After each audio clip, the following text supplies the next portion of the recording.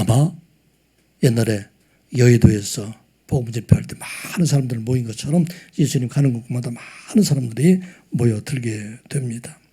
그런데 왜 그들이 예수님께서 계신 곳에 몰려오고 있었을까요? 그들이 예수님이 하나님의 아들 되심을 믿고 그 이름을 믿고 구원받기 위해서 그들이 모여들었을까요? 아니면 예수님께서 행하시는 일들, 병을 고치고 고침을 받기 위해서, 고치는 사람들을 보기 위해서, 또 귀신을 내어 쫓는 사람들을 보기 위해서, 또 고침을 받기 위해서 모여들었을까요? 이 사람들이 왜 모여들었는가 하는 그 이야기를 바로 8절 후반절에 보면 그렇게 되어 있죠. 많은 무리가 무엇 때문에 그가 하신 큰 일을 듣고 그가 큰 일을 듣고 나오는지라.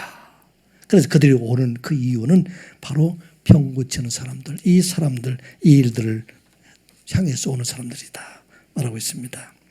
오늘 이 말씀을 여러분들에게 드리는 것은 이와 같이 병 고침을 받기 위해서 또 많은 것을 위해서 얻으러 오는 사람들, 이런 사람들에게는 하나님의 구원과 관계가 없는 사람들이다 하는 것을 말씀하기 위함입니다. 하나님의 교회에 수많은 사람들이 모여들잖아요. 그 수많이 모여드는 그 사람들의 목적이 이 땅 위에 살아갈 동안에 필요한 것들을 얻기 위해서, 또 세상에 있는 것들을 얻기 위해서 그 사람들이 모여서 또 열심히 기도해서 그 세상의 것을 받는다 할지라도 그 사람들에게는 하나님의 구원과 관계가 없다 하는 것을 말씀하고 있습니다. 수많은 사람들이 모여들어서 병도 고침도 받고 그 사람은 놀라기도 하고 또 많은 것을 먹기도 했지만, 그런데 그들은 결국 하나님과는 관계가 없는 사람들이다 말씀하고 있습니다. 자, 9절과 10절 말씀 같이 보겠습니다. 시작. 예수께서 무리가 에워싸 미는 것을 피하기 위하여 작은 배를 대기하도록 제자들에게 명하셨으니 이는 많은 사람들을 고치셨으므로 병으로 고생하는 자들이 예수를 만지고자 하여 몰려왔음이로라. 왜 몰려왔다고요? 이들이 병 고침을 받기 위해서. 내가 이 병을 낫아야 되겠다. 예수님께서 병을 고친다고 하니까 얼마나 기쁠까요? 많은 사람들이 몰려들었어요. 너무나 많이 몰려들게 되기 때문에, 예수님의 쪽으로 몰려들기 때문에 예수님께서 잘못하면 그곳에 사고가 날 수 있어서 배를 띄워놓고, 그래서 배 위에서 예수님께 말씀을 전하셨다는 말씀입니다.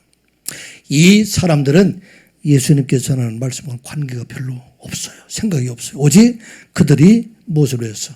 병 고침을 위해서 그들에게 몰려들고 있다 하면서 말씀하고 있는 것입니다.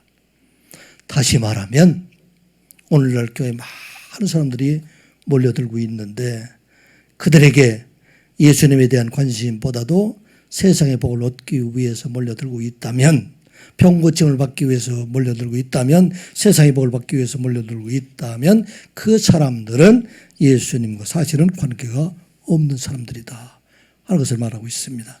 그들을 다시 말하면 그들이 다 무리다 하는 얘기, 큰 무리들이다 하는 얘기입니다. 심지어는 귀신 들린 사람들도 많이 왔다는 얘기죠. 11절 12절 말씀 같이 보겠습니다. 시작. 더러운 귀신들도 어느 때든지 예수를 보면 그 앞에 엎드려 부르짖어 이르되 당신은 하나님의 아들이니다 하니 예수께서 자기를 나타내지 말라고 많이 경고하시니라. 아멘. 이 귀신들은 우리가 아는 것처럼 영적인 존재들이 됩니다. 그래서 이 귀신들은 영적인 예수 그리스도의 영적인 면을 보고 있기 때문에, 그리고 예수님께서 하나님의 아들로 세상에 오신 것을 알고 있었기 때문에, 그래서 이 귀신들은 지금 예수님을 향해서 뭐라고 했냐면 당신은 하나님의 아들이니이다. 그 전에 보게 되면 그들이 그 앞에 엎드려졌다. 이 엎드려졌다는 이야기는 예수님을 존경하고 경외한다는 그런 의미가 아니에요. 이들이 예수 그리스도를 보고 하나님의 권위에 엎드려져서 그들이 엎어졌다는 그런 얘기입니다. 그 앞에 설 수가 없다는 그런 얘기가 됩니다. 그리고 하나님의 아들이라고 부르고 있는 것은 그들의 입에서 사실 하나님의 아들이니다 하고 말할 수 없는 더러운 자들이 되는데, 이들이 지금 오히려 하나님을 대적하고 있고 예수 그리스도를 대적하고 있는 그들입니다. 그래서 그들에게 지금 엄히 경고하시기를, 자기를 나타내지 말라. 그렇게 말하고 있습니다. 예수 그리스도의 이름을 전할 수 있는 사람들은 마귀들 사탄의 입을 통해서 전하는 것이 아니라 오직 복음 전하는 그리스도인들을 통해서 말씀을 전하게 되었다 하는 것을 말씀하고 있습니다. 자, 이 갈릴리 바다에 수많은 사람들, 이 사람들이 모여 있는데 이 사람들은 어떤 사람들이냐? 이 사람은 무리들이다 하는 얘기입니다. 그들이 원하는 것은 예수님을 원하는 것이 아니라 예수님께서 병 고쳐주는 것, 이것을 원하는 사람들이 되었기 때문이다 하는 것입니다. 예수님께서 오병이어의 기적을 행하시게 될 때 수많은 사람들에게 보리떡 5개, 물고기 2마리를 가지고 5,000명을 먹이시게 되니까 남자들 장정만 사람들은 얼마나 놀랐을까요? 그런데 이 보리떡 5개와 물고기 2마리를 통해서 많이 먹었던 사람들, 어떻게 보면 하나님의 은혜에 참여했던 사람들이 되잖아요. 그런데 그 사람들도 예수님의 구원과는 관계가 없다 하는 것을 말하고 있습니다. 예수님은 나중에 그들을 향해서 말씀하십니다. 너희는 나를 지금 찾는 것은 내가 생명의 떡 되시는 예수 그리스도를 알고 있기 때문에 나를 찾는 것이 아니라 떡을 먹었기 때문이다. 예수님은 그 뒤에 계속 말씀하셨어요. 내가 세상에 온 것은 이 세상에 떡을 주시기 위해서 오신 것이 아니라 내가 생명이 떡이 되어서 나를 믿는 사람, 나를 먹는 사람들, 그런 사람들에게 영원한 생명을 주시기 위해서 오셨다고 그들에게 말하고 있음에도 불구하고 그 사람은 대부분 다 떠나가 버렸어요.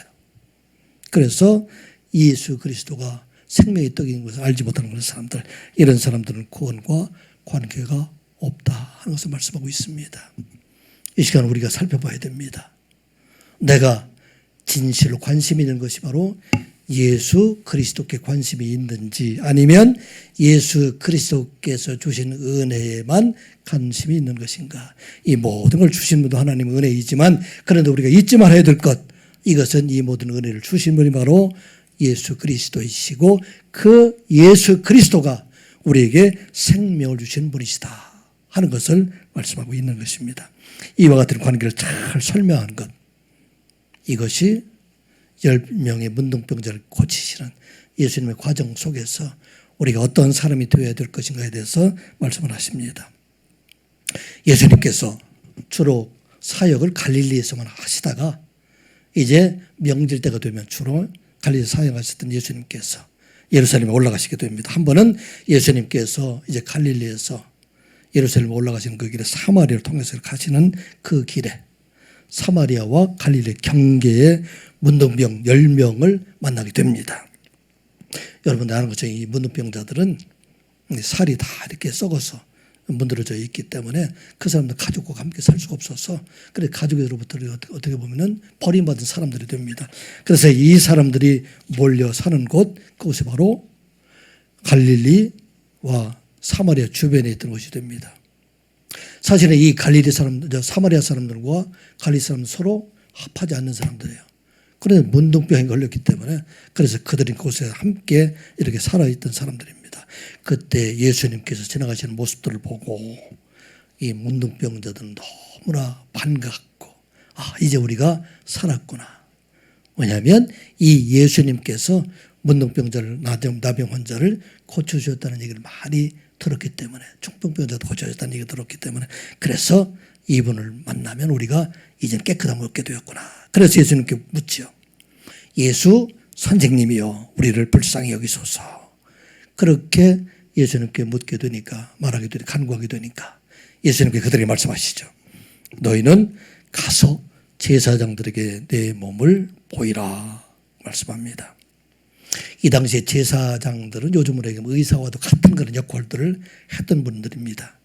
그래서 이 문둥병들이 발병이 되게 되면은 제사장한테 가서 제사장이 그 사람을 살펴보고서 이 사람이 문둥병자가 확실하면 그 사람 그것을 격리시켜서 바른 곳으로 보내는 사람이 바로 제사장들이고 또 이 문둥병자들이 나았을 경우에 그때 그 나은 부위를 확인해 가지고 그 다음에 그 확인한 것을 보고 이 사람 문둥병이 나았다 하면 그에게 적당한 예물을 드려가지고 다시 공동체로 복귀하는 사람들, 이 사람은 제사장들이에요. 그 제사장에 가서 보여라 그렇게 말을 합니다. 그런데 제사장에게 보이러 가는 길에 놀라운 일들이 일어나게 됩니다. 이 10명의 문둥병자의 문둥병이 나았어요. 얼마나 놀랐을까요? 그래서 그들은 너무나 기뻐서 아마 그들은 지금 어디로 가고 싶었을까요?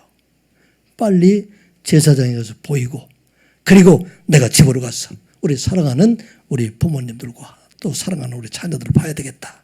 그래서 이 사람들 기뻐 뛰어서 지금 돌아가고 있습니다. 그런데 그 중에 한 사람, 사마리아 사람, 그 사람은 문둥병자가 나간 것을 보고 너무나 감사해서 그 사람은 누구를 생각했어요? 예수님을 생각했어요. 나를 낫게 해주신 분이 바로 예수님이시고 이분이야말로 하나님께서 보내주신 사람이다. 그렇게 생각하고 지금 예수님께로 오게 됩니다.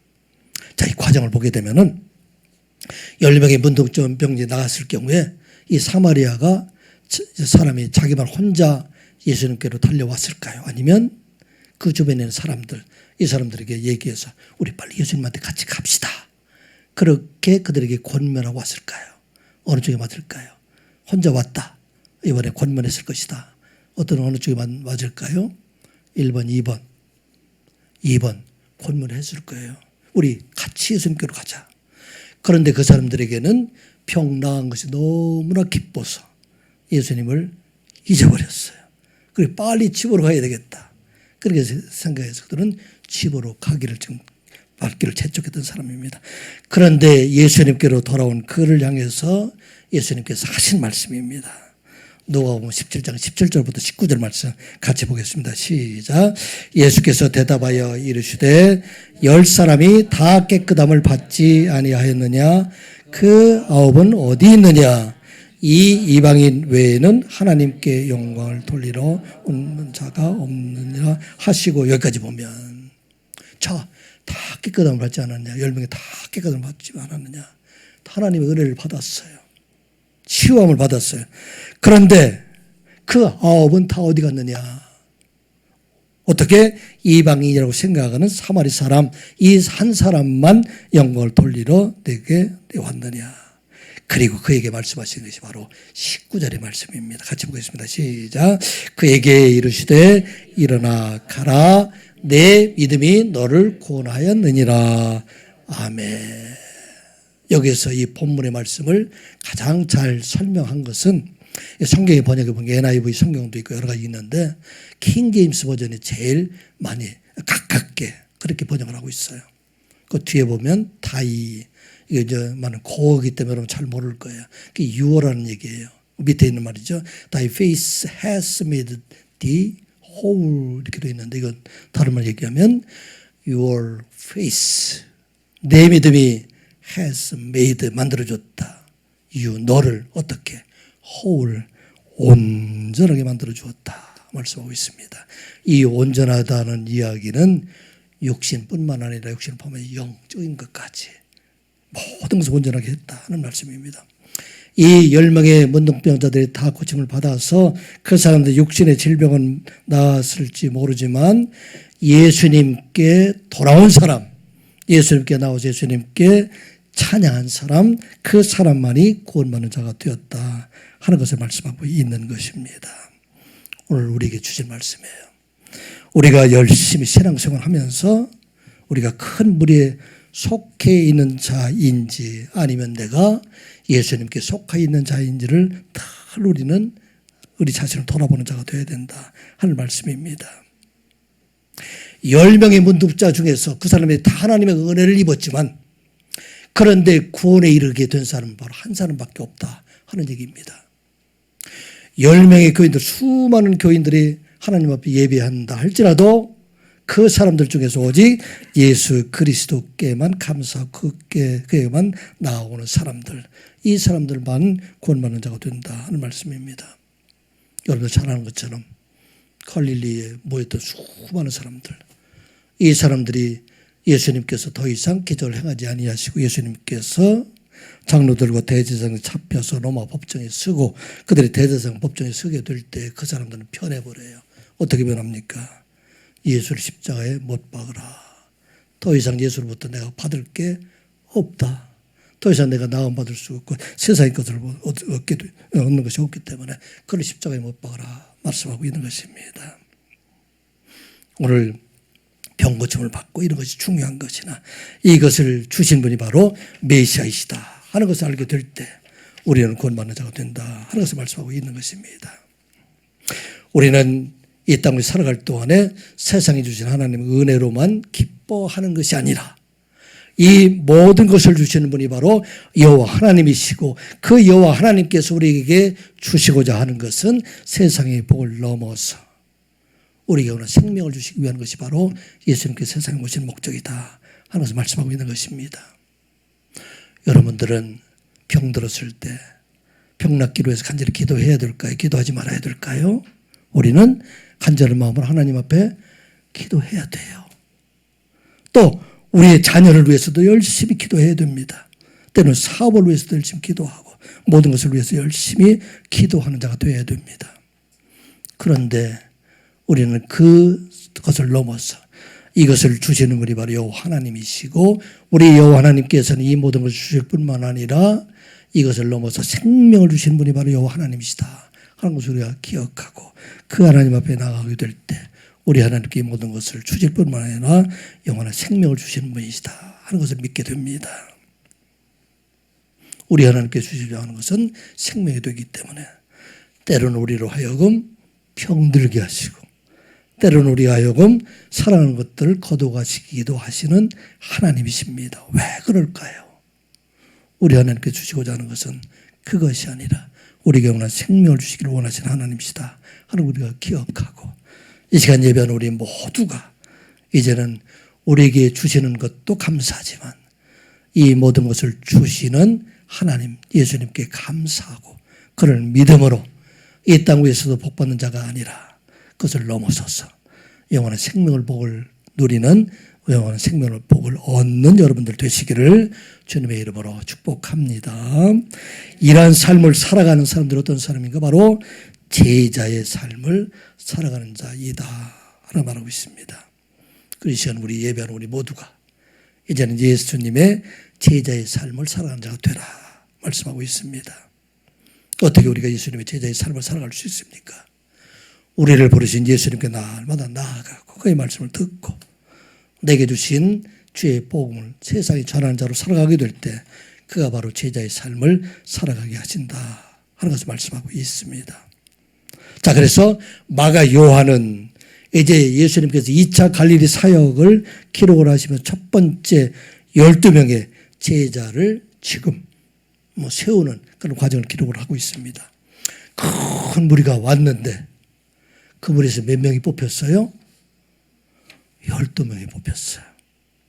이 12명이라는 그 의미는 이게 산술적으로 12명이라는 의미도 있지만 예수님께서 택하여 세우신 정한 숫자 그런 의미가 또 있습니다. 왜냐하면 이 12이라는 숫자는 완전 숫자를 의미하고 있기 때문에 그래서 꼭 12명의 의미뿐만 아니라 하나님께 택하신 그 제자들을 부르셨다 하는 것을 말씀하고 있습니다. 왜 12명의 제자를 부르셨을까요? 왜 부르셨을까요? 예수님께서 제자를 부르신 것은 한 가지 목적입니다. 예수님께서 세상에 오신 것은 예수님께서 세상의 모든 죄를 지시고 죽으심을 통해서 이제 하나님의 나라에 가는 그 길을 열어주셨습니다. 그게 뭐예요? 그게 바로 복음이에요. 예수 그리스도를 믿는 사람들, 그 모든 사람들은 다 이제는 구원받게 된다. 구원의 길을 열어주셨습니다. 그런데 누가 그 예수를 믿을 수가 있습니까? 예수 그리스도의 복음을 듣는 사람들, 이 사람들이 바로 구원을 받게 하는데 누가 들 수가 있어요? 예수님 복음을 전해야 그래야 들 수가 있다는 얘기입니다. 이 예수 그리스도의 복음을 전할 자로 세운가 이게 바로 제자들이에요. 그래서 이 제자들을 통해서 이제는 이들에게 세상의 학문을 가르치는 것이 아니라 세상에 있는 어떤 것을 가르치는 것이 아니라 오직 예수 그리스도만 전하는 자 이들을 세웠기 때문에 그래서 세상적으로 유능한 자 똑똑한 사람을 세우는 것이 아니라 하나님 말씀을 전할 수 있는 하나님께서 택하신 자들 그들을 부르셨다 하는 말씀입니다. 그 내용이 16절부터 19절에 있는 말씀입니다. 한번 같이 읽어보겠습니다. 시작. 이 12를 세우셨으니 시몬에게는 베드로란 이름을 더하셨고 또 세베대의 아들 야고보와 야고보의 형제 요한이니 이 둘에게는 보아너게 곧 우리의 아들이란 이름을 더하셨으며 또 안드레와 빌립과 바들로메와 마테와 도마와 알페오의 아들 야고보와 및 타데오 가나나인 시몬이며 또 가룟 유다니 이는 예수를 판자더라. 아멘. 지금 말씀드린 대로 제자들을 왜 부르셨다고요? 예수 그리스도의 복음을 전하게 하시기 위해서. 그래서 그 사람들은 하나님께 택하신 사람들, 진실한 사람들, 이런 사람들을 부르게 됩니다. 왜 12명을 택하셨을까요? 아까 말씀드린 것처럼 이 12라는 것은 완전한 숫자는 그런 개념도 있고 하나님 나라의 상징인 이스라엘 나라를 12지파로 구성하여 세우신 것처럼 이제 영적인 하나님의 나라, 이 나라를 세우기 위해서 12명의 제자로 세우셨다. 그렇게 우리가 해석을 할 수가 있습니다. 이미 예수님께서 갈릴리 해변에 다니면서 4명의 제자, 베드로, 안드레, 야고보, 요한 부르셨고 또 세간에 앉아있던 레위를 부르셨습니다. 그런데 오늘 본문에서는 이제 그들과 함께 예수님이 12명을 이렇게 부르시는 그런 장면이 됩니다.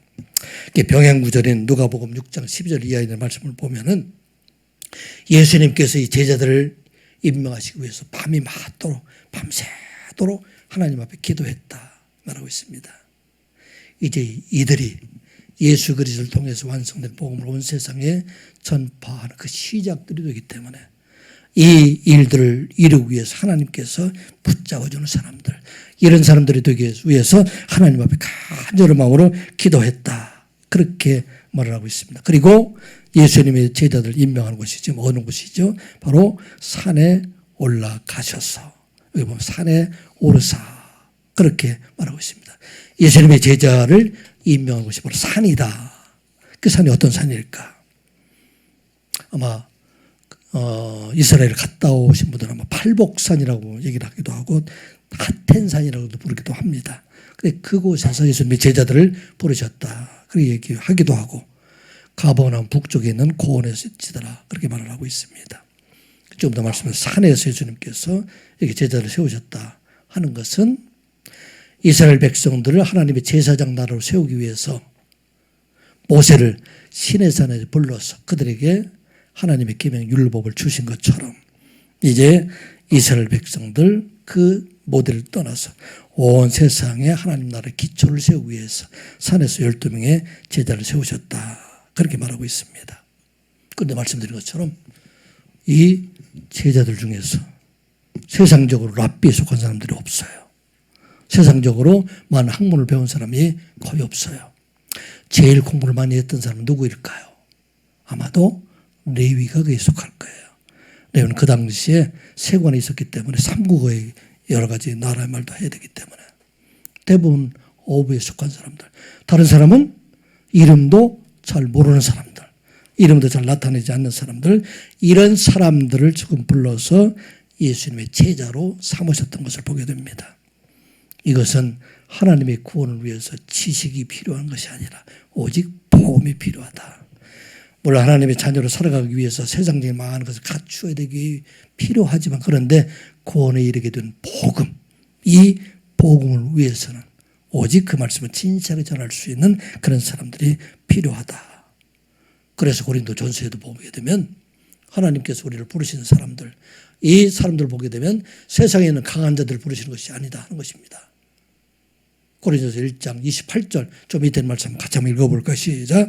하나님께서 세상에 천한 것들과 멸시받는 것들과 없는 것들을 택하서 있는 것들을 폐하려 하시나니 이는 아무 육체도 하나님 앞에서 자랑하지 못하게 하려 하심이라. 아멘. 그래서 그 부족한 사람들, 그런 사람들 예수님께서 부르셨다 하는 말씀입니다. 첫 번째 소개해드리는 사람이 누구를 좀 소개하고 있죠? 시몬을 지금 소개를 하고 12를 세우셨으니 시몬이라는 사람을 이렇게 세우셨다 하는 말씀입니다. 우리가 아는 것처럼 이 시몬은 열정은 있지만 좌충돌한 충동적인 그런 성격을 가졌다는 것을 우리가 잘 아는 사람입니다. 그런 가이사라 빌립보 지방에서 주는 그리스도시요 살아계신 하나님의 아들이니다 하는 고백함으로 그의 이름을 베드로라 하는 이름을 받았던 사람, 이 사람이 바로 시몬이라는 그런 사람이 됩니다. 그리고 다음으로 소개해드리는 사람은 세베대의 아들 야고보와 요한, 야고보 요한, 형제 요한이다, 그렇게 말하고 있습니다. 그런데 이 둘에게는 이름이 보아너게라는 이름이 주어졌습니다. 이 보아너게라는 이름이 좋은 이름일까요? 나쁜 이름일까요? 보아너게는 충동적인 사람이에요. 우리의 아들이라는 그런 의미가 됩니다. 시끄러운 사람들이라 그런 의미가 됩니다. 우리가 아는 것처럼 이들은 예수님께서 사마리아를 지나가시다가 사마리아 사람들이 예수님을 영접하지 않게 되니까 예수님 하늘에서 불을 내려서 이들을 다 멸합시다, 그래 얘기했던 사람이 우리가 아는 것처럼 요한과 야고보가 됩니다. 이어지는 사람이 지금 안드레를 좀 소개를 하고 있습니다.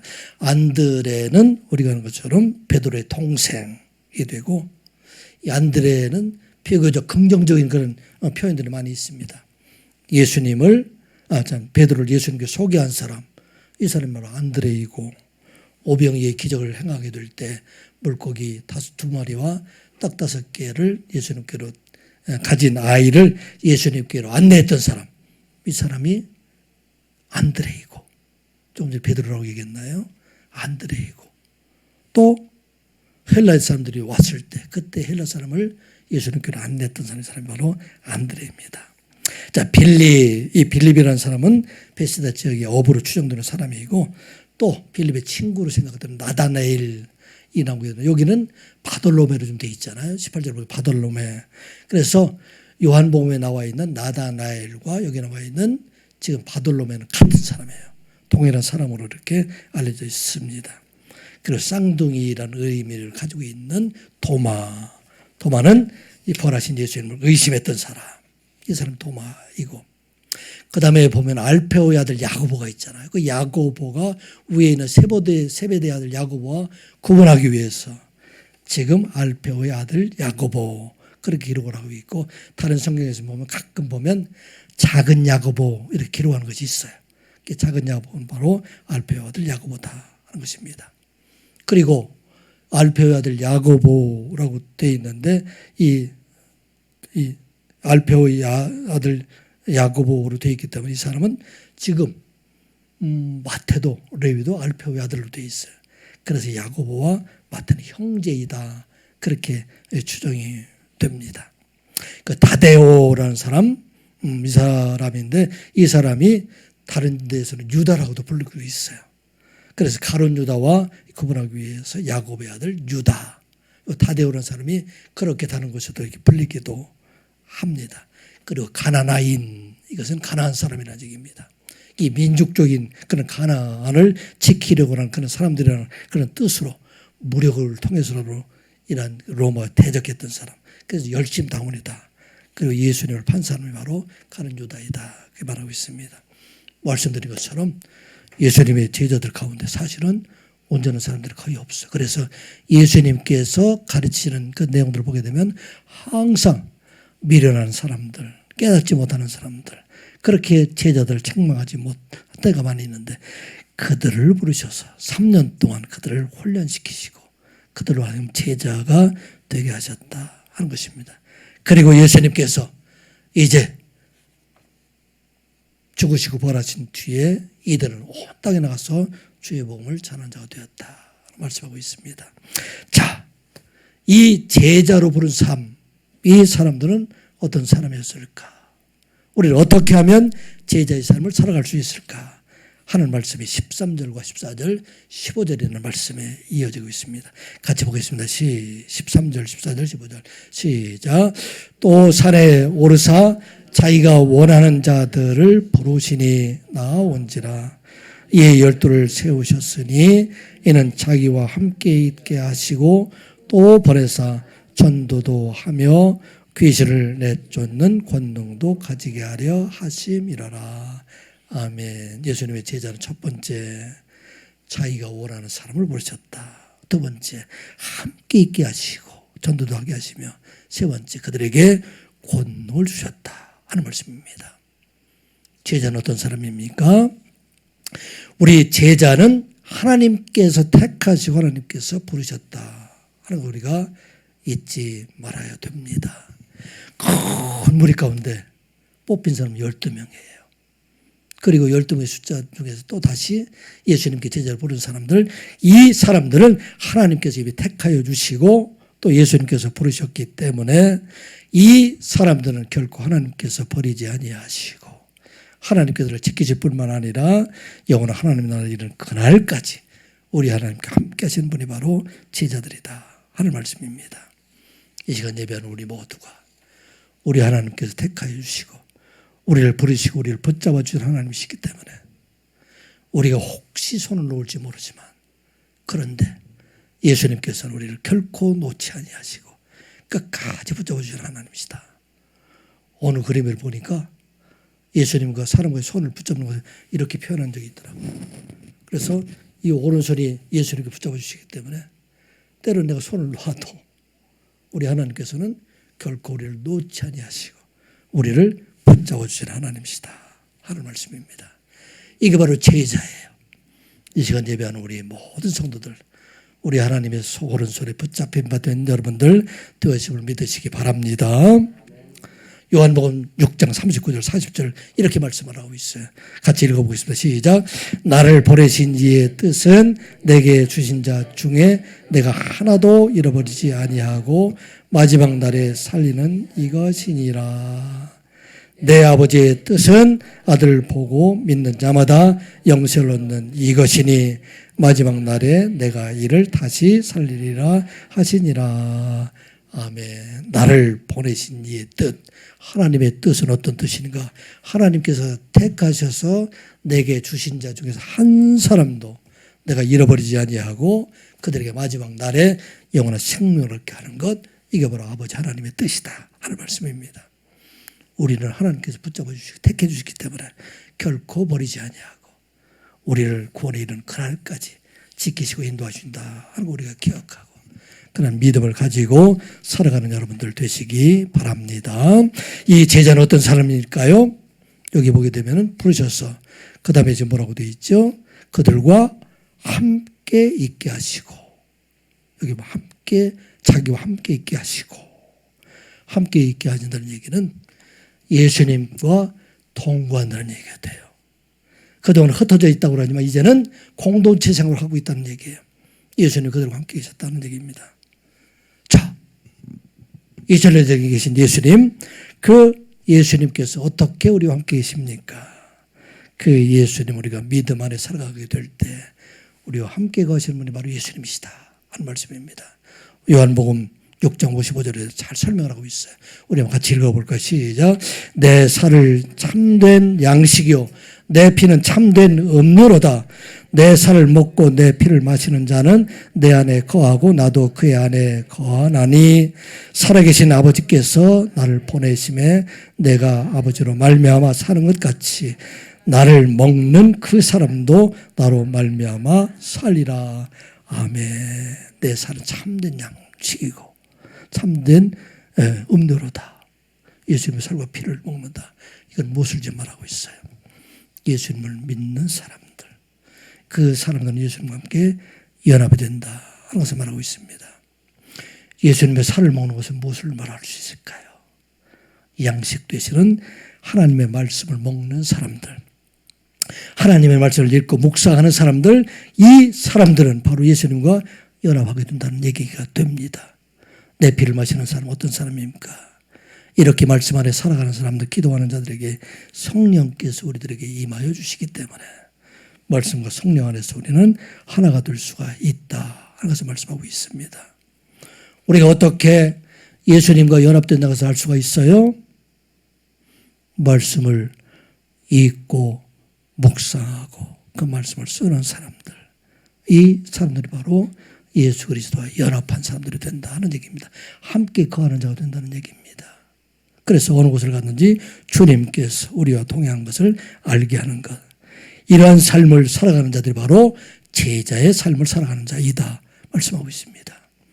이 시간 예배하는 우리 모두가 날마다 말씀을 읽고 묵상하고 그 말씀 안에 살아감으로 예수님과 함께 거하는 자로 살아가는 저와 여러분들 되시기를 주님의 이름으로 축복합니다. 왜 우리를 이와 같이 제자로 부르셨습니까? 부르신 이유는 한 가지 이유이지요. 그것은 바로 우리로 하여금 제자로 전도하게 하시기 위함이다 하는 말씀입니다. 여기 보게 되면 또 보내사 전도도 하며, 사실은 여러 가지 할 일들 많이 우리들에게 주셨잖아요. 구제도 해야 될 테고 가르치도 해야 되고 많은 일들도 해야 되는데 그 모든 것의 목적은 하나라는 얘기예요. 뭐? 전도하는 것. 전도는 무엇입니까? 생명의 복음을 그들에게 주어서 이 복음을 듣는 자들마다 구원받게 하는 것, 이게 바로 전도예요. 그래서 이 일을 우리에게 주셨는데, 그런데 이 전도하기 위해서 우리에게 주신 것이 무엇인가? 그 뒤에 보면 귀신을 내쫓는 권능도 가지게 하려 하심이로라. 아멘. 전도는 그냥 보낸 게 아니에요.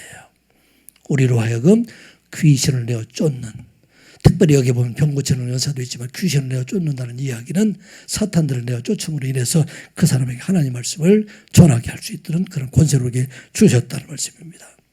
이게 마태복음의 맨 마지막에 나와 있는 말씀이죠. 마태복음 28장 18절부터 20절 말씀 같이 보겠습니다. 시작. 예수께서 나와 말씀하여 이르시되 하늘과 땅의 모든 권세를 내게 주셨으니 그러므로 너희는 가서 모든 민족을 제자로 삼아 아버지와 아들과 성령의 이름으로 세례를 베풀고 내가 너에게 분부한 모든 것을 가르쳐 지키게 하라. 볼지어다 내가 세상 끝날까지 너희와 항상 함께 있으리라 하시니라. 아멘. 예수님께서 하늘과 땅의 모든 권세를 가지셨습니다. 이 하늘과 땅의 권세를 누구에게 주실까요? 전도하는 사람, 복음 전하는 사람들, 이런 사람들에게 주십니다. 이 권세를 베드로에게 주셨어요. 이 권세를 사도 바울에게 주셨어요. 이 권세를 선지자들과 복음 전하는 자에게 주셨어요. 이 권세를 오늘 우리에게 주셨음을 믿으시기 바랍니다. 언제? 복음을 전할 때, 하나님의 생명의 말씀 전할 때 이 권세 우리에게 주셨음을 우리가 기억하고 이전에 이 땅에 살아갈 동안에 예수님의 제자로 살아가는 여러분들 되시기를 주님의 이름으로 축복합니다. 기도합니다. 아버지 하나님, 이 시간 우리 자신을 돌아보게 하여 주시옵소서. 여전히 머릿속에 속한 우리의 모습이 아닌지 사실을 돌아보는 자가 되게 하여 주시고, 이 세상의 것을 주신 우리 하나님께 축복하며 예수님께 축복하며 그 예수 그리스도를 믿는 믿음 안에 살아가는 저희들 되게 하여 주시옵소서. 우리를 택하여 주심을 믿게 하여 주시고 늘 말씀과 동행하며 복음 전한 자에게 주시는 예수 그리스도의 권능을 가지고 살아가는 선한 이웃의 모든 성도들 되게 하여 주시옵소서. 예수님의 이름으로 기도드리옵나이다. 아멘. 찬송가 461장입니다.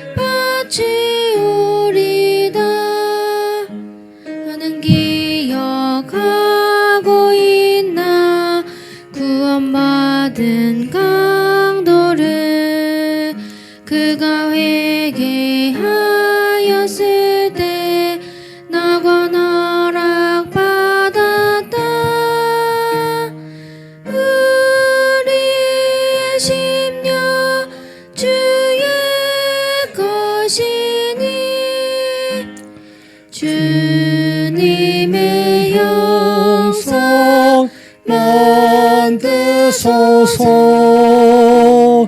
주인도 따라 살아갈 동안 사랑과 충성 늘 바치오리다. 4절 이런 일 다 할 수 있나 주가 물어보실 때 용감한 자 겨울처럼 선뜻 대답하리라.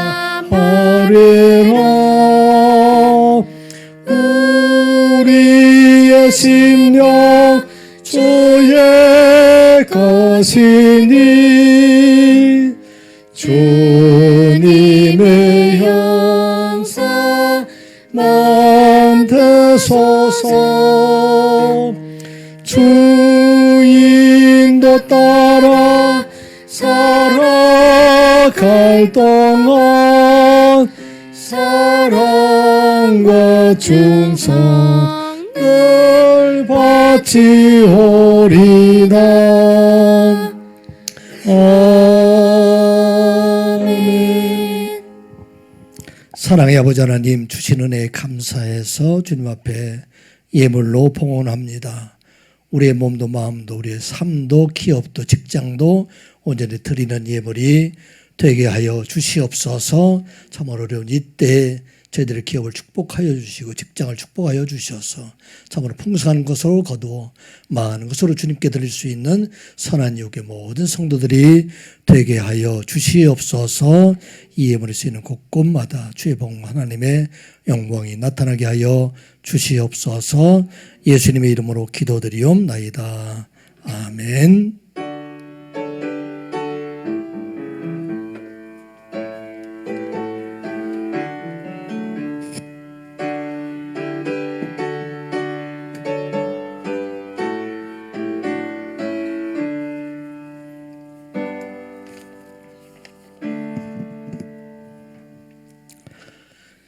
예, 오늘 진아가 나오지를 못했는데 우리 지난 주일에 이렇게 새 가족으로 등록을 했습니다. 여러분들 아시고 위해서 많이 기도해 주시기 바랍니다. 다음 주 아니 오늘 오후 예배 후에는 운영위원회가 있습니다. 다음 주일 오후 예배는 권영미 선교사님이 오셔서 선교 보고회가 있을 예정입니다. 위해서 기도해 주시기 바랍니다. 추수감사를 특송으로 준비하고 있으니까 여러분들이 시간을 맞추어서 함께 준비해 주시기 바랍니다. 다 자리에 일어나셔서 찬송가 347장 1절 부릅니다.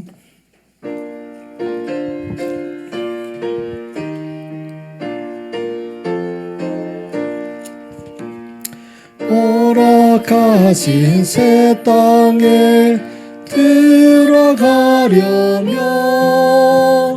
마음의 준비 다하여 힘써 일하세.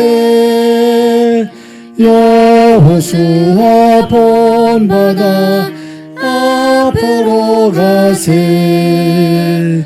우리 거할 자손은 주님 품일세. 서로 인사합니다. 주님의 이름으로 사랑합니다. 주님의 이름으로 사랑합니다. 사랑합니다. 여호수아 본받아 앞으로 가세. 우리 거할 자손은 주님 품일세.